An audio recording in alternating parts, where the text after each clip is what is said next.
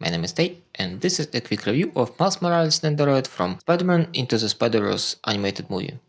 From start, I must warn you that my review is about the deluxe edition, because Miles' Spider-Man comes in two versions, the standard and the deluxe.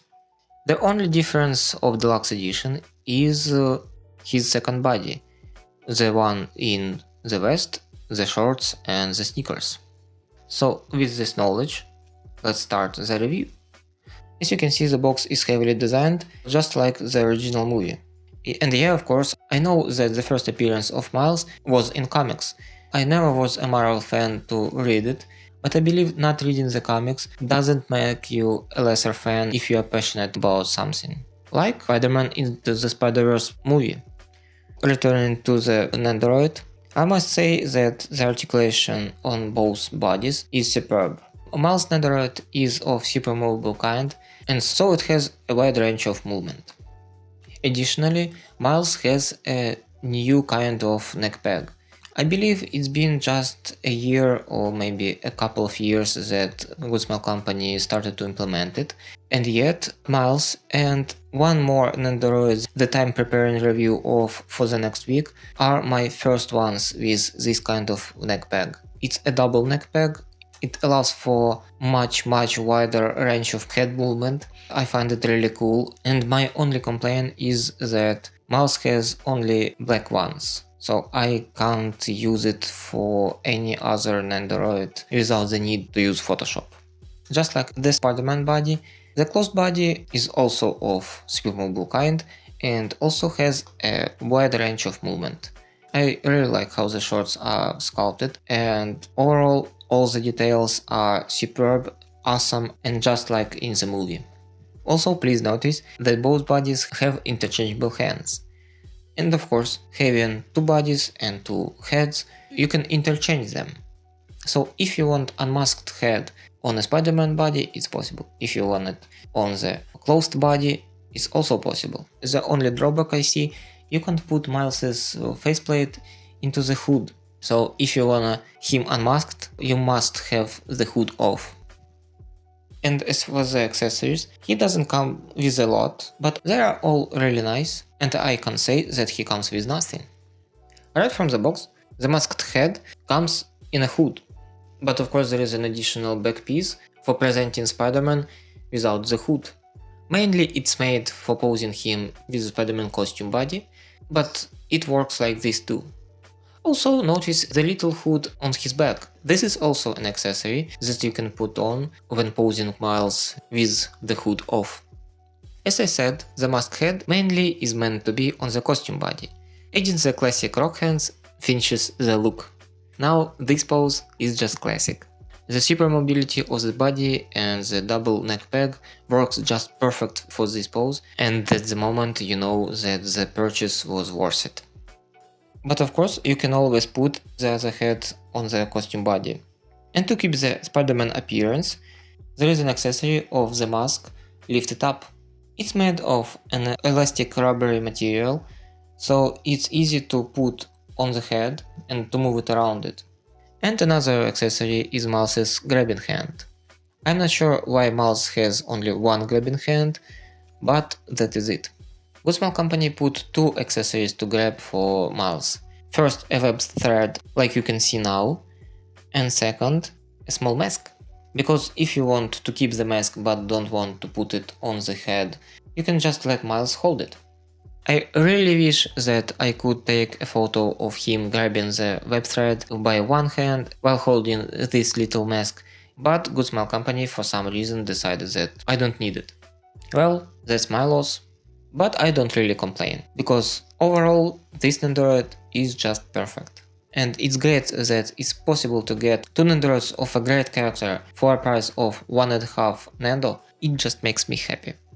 Sure, I could complain about a lot of things, like lack of faceplates, and it could be a real problem, because unfortunately faceplates of other Nendoroids are of another colors, so I can't take any faceplate for Miles. Or I could complain about lack of accessories.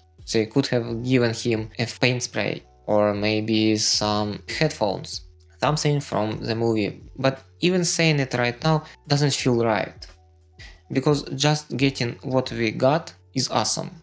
So if you liked Spider-Man Into the Spider-Verse, if you like Miles Morales in comics, or just wanna a nice, super articulated, interesting Nendoroid, please consider getting Miles Morales right now. I like him very much. And now let me put my 2 cents. And weirdly enough, it's all about his mask head. So firstly, I have some questions about his eyes. I'm not sure why it's designed to have interchangeable eyes while having no alternative parts. I know Nendoroids based on Spider-Man of Tom Holland have interchangeable eyes, but it's clearly not the case. Maybe it was easier for manufacture, I don't know, but there it is. And my another 2 cents are also connected to this faceplate. As you saw, this faceplate is used in the hood. It fits nicely, but unfortunately it's designed specifically for this faceplate. As you can see, you can't put a standard faceplate into the hood, and I wanna check if a similar faceplate can fit it. So now I take the criminal Nendoroid and will try to put it in the hood.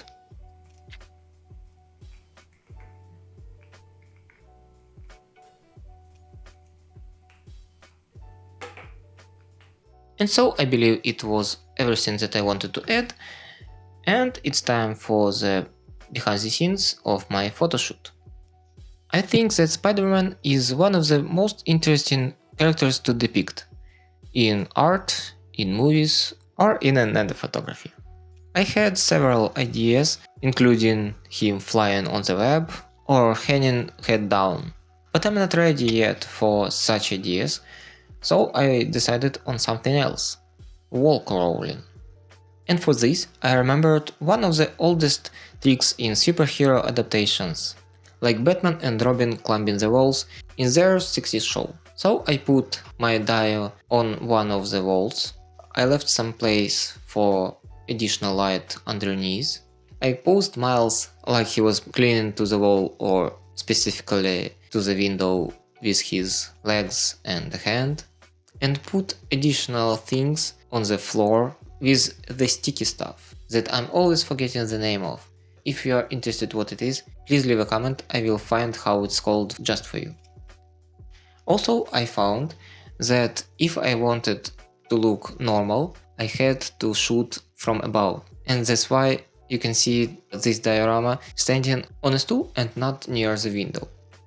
In the end, the final shot came out really nice. The more I look at it, the more I like it, and so I can't already wait for the Spider-Gwen Nendoroid to release and for other Spider-Verse Nendos to be announced.